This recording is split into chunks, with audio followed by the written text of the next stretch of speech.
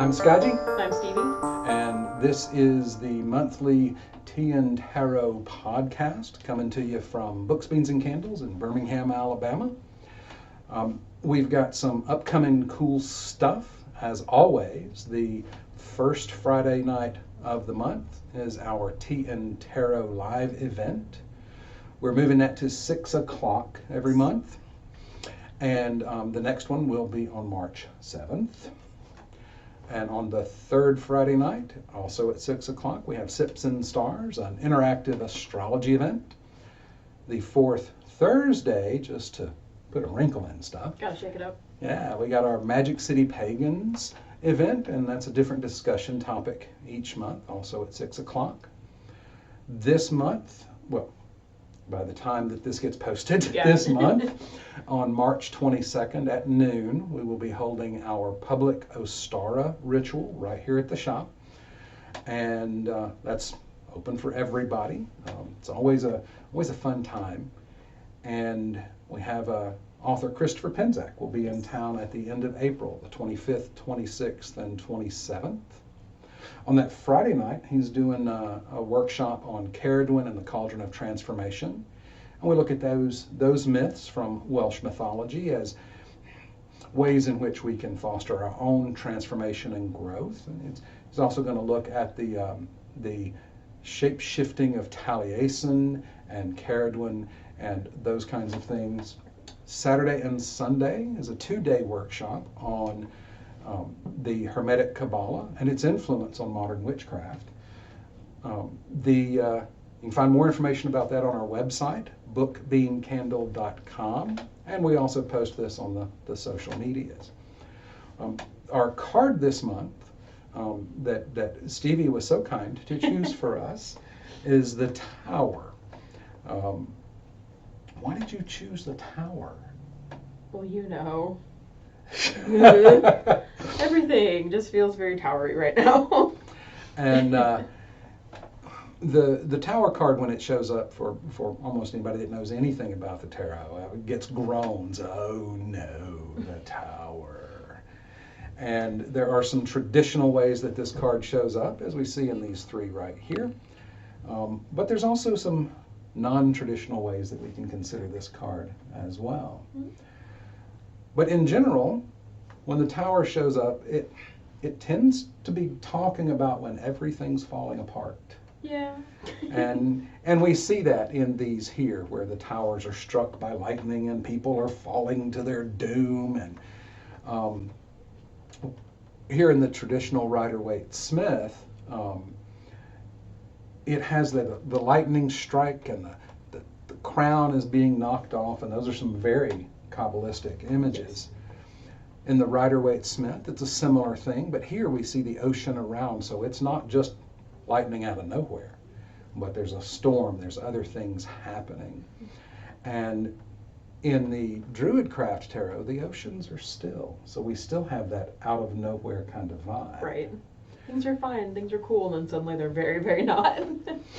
And this card here is from one of your decks, Stevie. Which deck is that? This one is from the So Holler deck.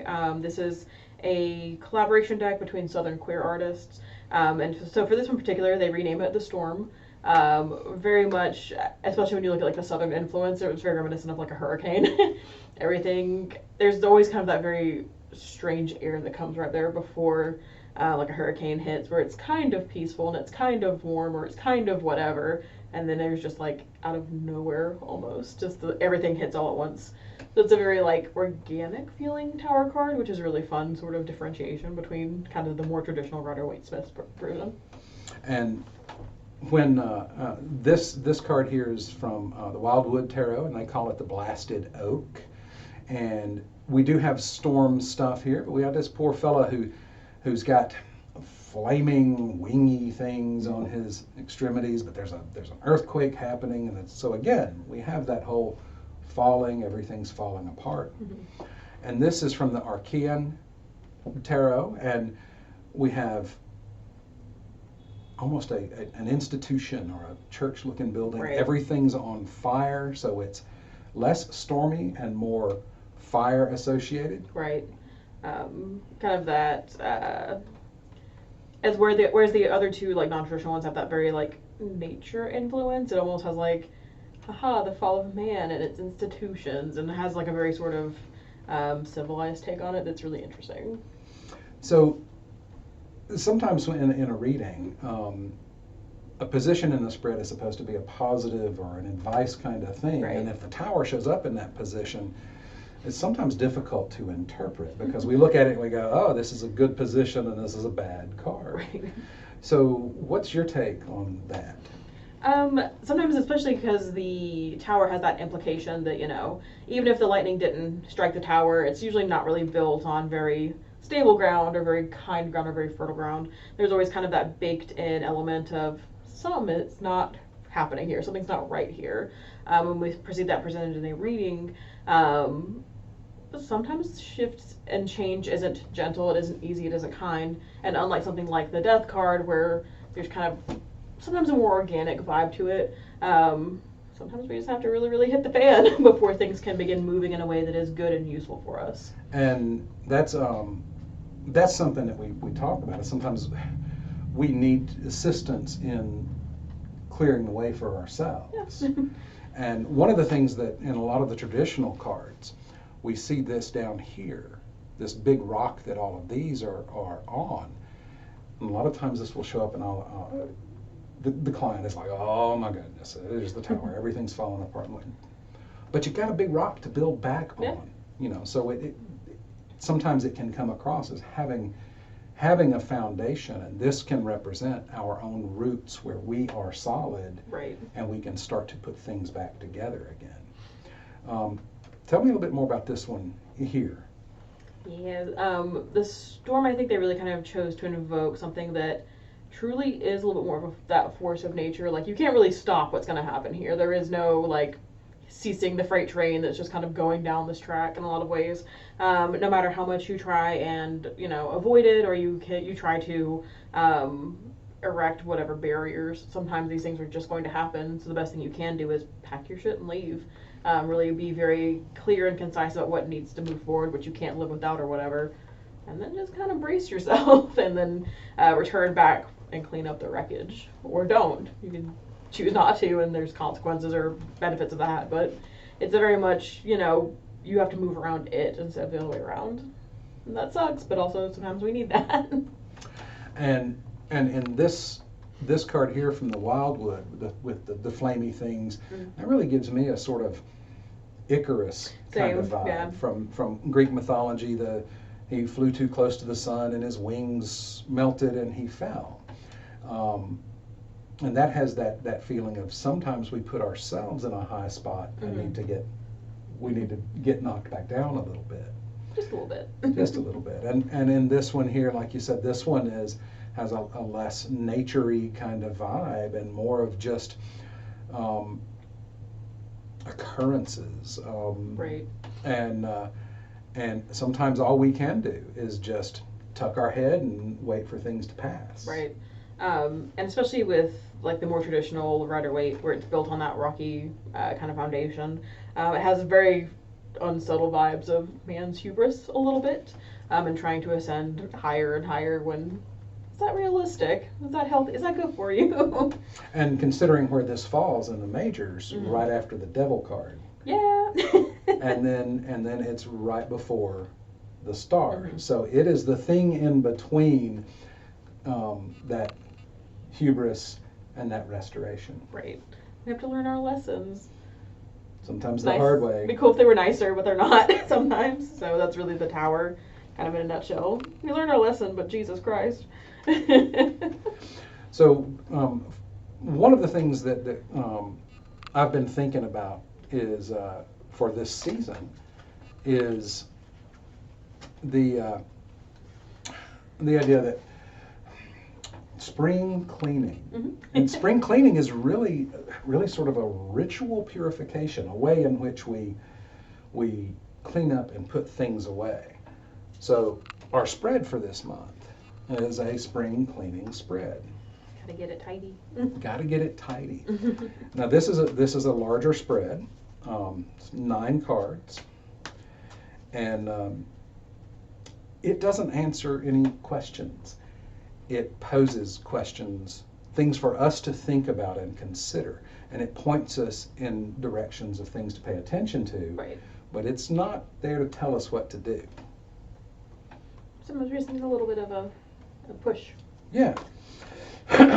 So the first card sort of tells us, because when we think of spring cleaning, usually we're thinking about our home. Right. But sometimes we need to tidy up our thoughts and perceptions. We need to pay attention and tidy up the way we feel about some things, or even our motivations and desires. Right. So the first,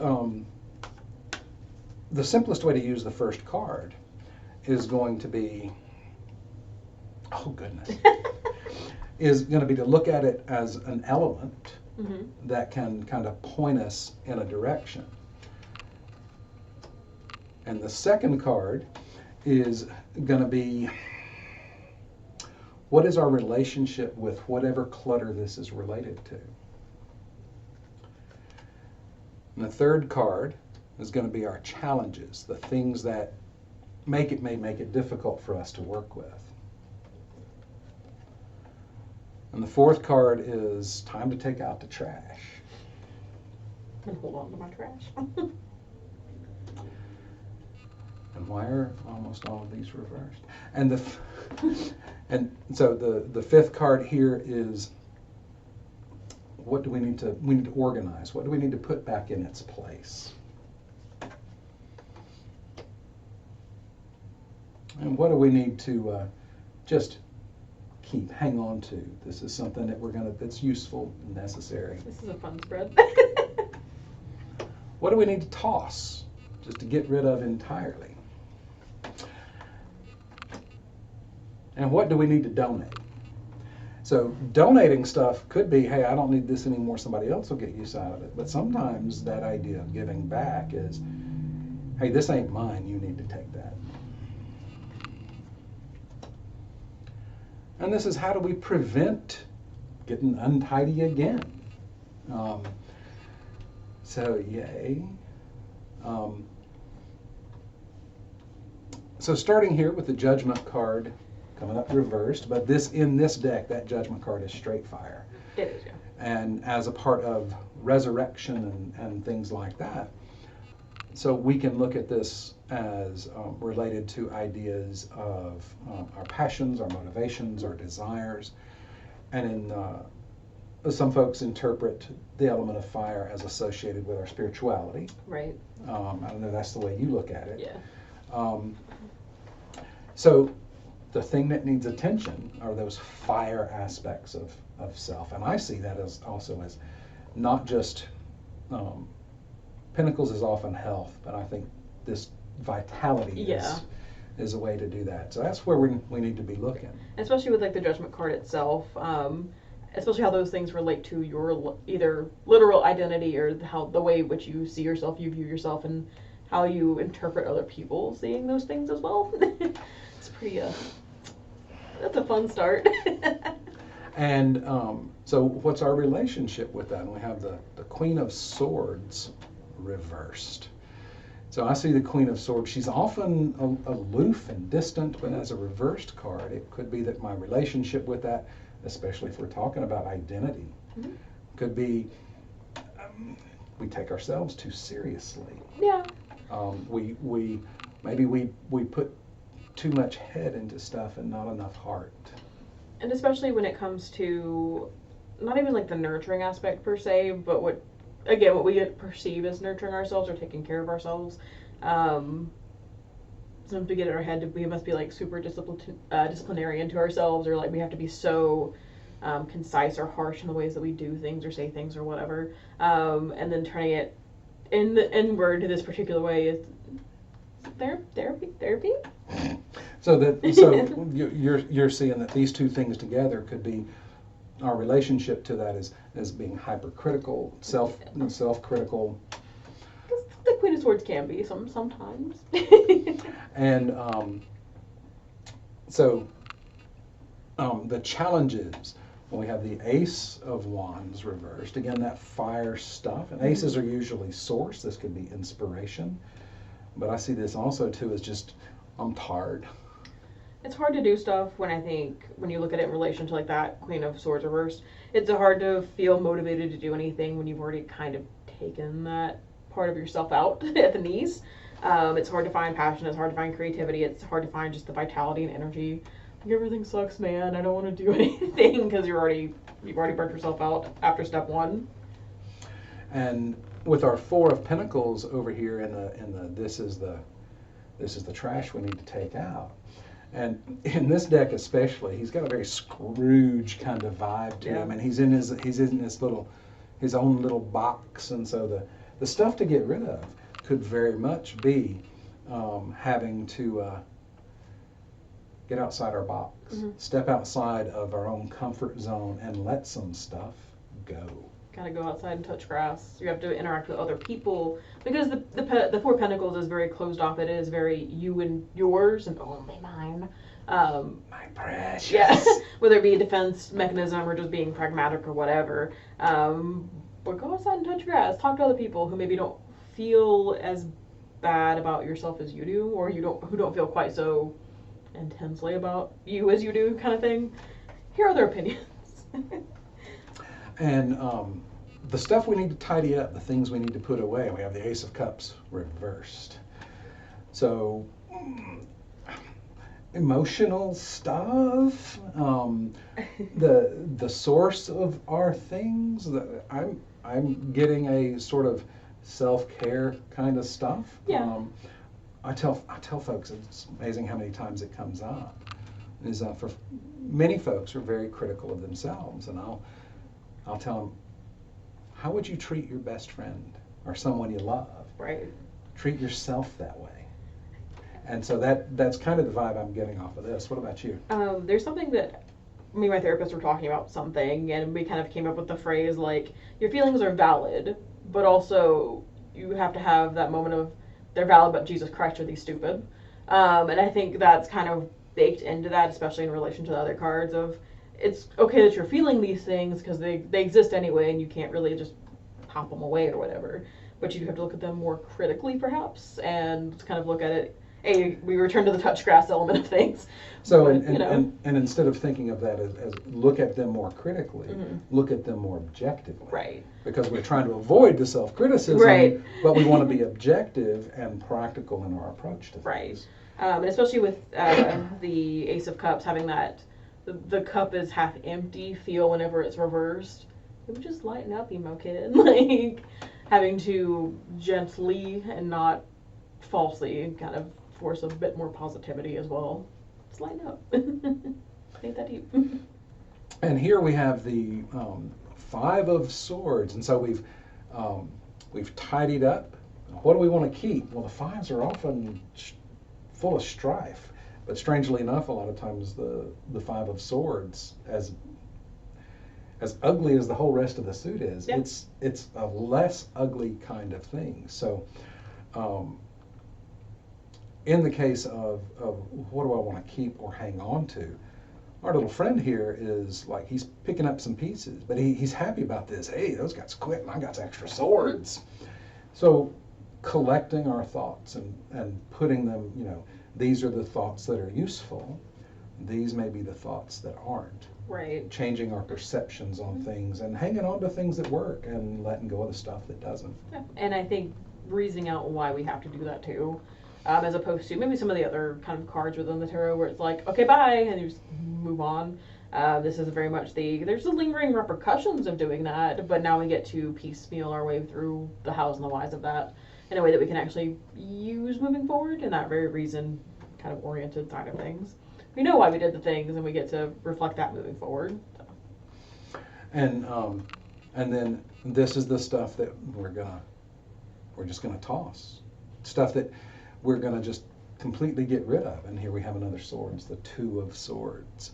And sometimes this card comes across as just shut up and let me think. But sometimes this shows up as indecision. Right.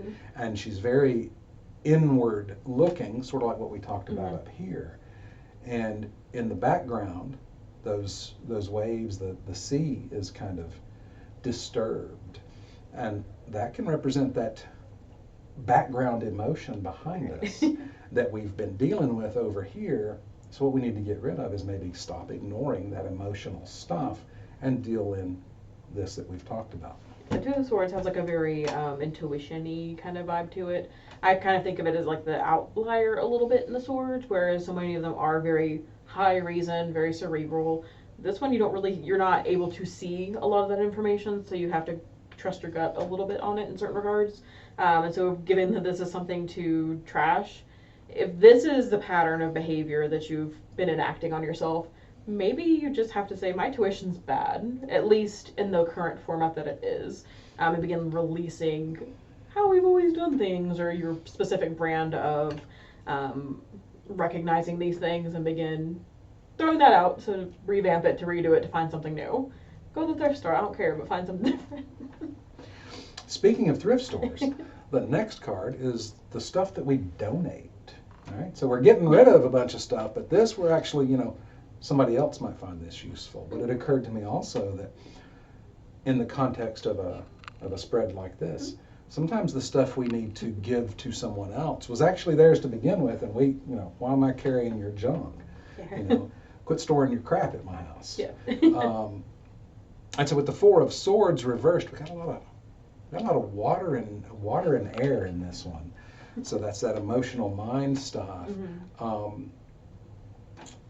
Since this card often has to do with either rest or meditation or contemplation, and it's reversed. Stop it.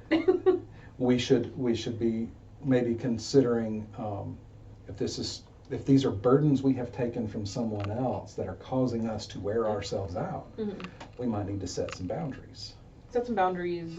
Also, you've learned how to think critically, so now you get to apply that into what I would kind of consider were these either criticisms or these ideas, whatever. Are they originally mine, or did I pick them up somewhere? Or were they so gently forced upon me? And having to look at that is just, you can have that shit back immediately. And the final card is actually how do we keep this from happening again? And so here we are at the Star, and although in all the books it says the Star is about hope, which is great. That's great, yeah. Hope's good. But this card also has a couple of other vibes I get off of it. One is that finding the path, that navigational kind of thing. We used to navigate by the stars. But she is also a very alchemical figure, and that transformational stuff. She's on the land, she's on the water, she's pouring out that stuff all around her. And the other thing that's interesting, a lot of times nudity in the tarot ain't about being naked, right? But it's more often about vulnerability and paying attention to our self, whatever trueness that may be for us. Right. And so we've bookended this with that. So reconnecting back with who we are in our own transformational process. And so staying with that process can help avoid some of this. And I think it's funny having just done the Tower, because I like connecting the Tower and the Star a little bit, obviously depending on context within a reading. But to have something like the Tower where it's like death and destruction and everything going bad, is a hard reset. I think having that Star afterwards is like, damn, we did go through that. It acknowledges it and it recognizes it, but then you have that association with like Aquarius. So you're looking at creativity, but also thinking very far out of the box. Sometimes to the point of just, okay, but sometimes you need that coming off of something that's either extremely traumatic or really kind of coming like through this process of retooling how you think about yourself and your identity, and looking at, well, what do I do now? And what am I obligated to do? What am I capable of doing? Even if some of the things you entertain are insane. You need a little bit of weirdness to it. So there we have our spread for spring cleaning. Spring cleaning. And no, that one's a little bit complicated, but not every spread really has to tell us what to do. Sometimes just helping us kind of get a perspective and ask us good questions that we can go, oh yeah. I think that's going to do it for now. Come join us live on the first Friday night of each month, 6 o'clock, right here at Books, Beans, and Candles. We thank you for being with us. My name is Skaji. And I'm Stevie. Safe journeys.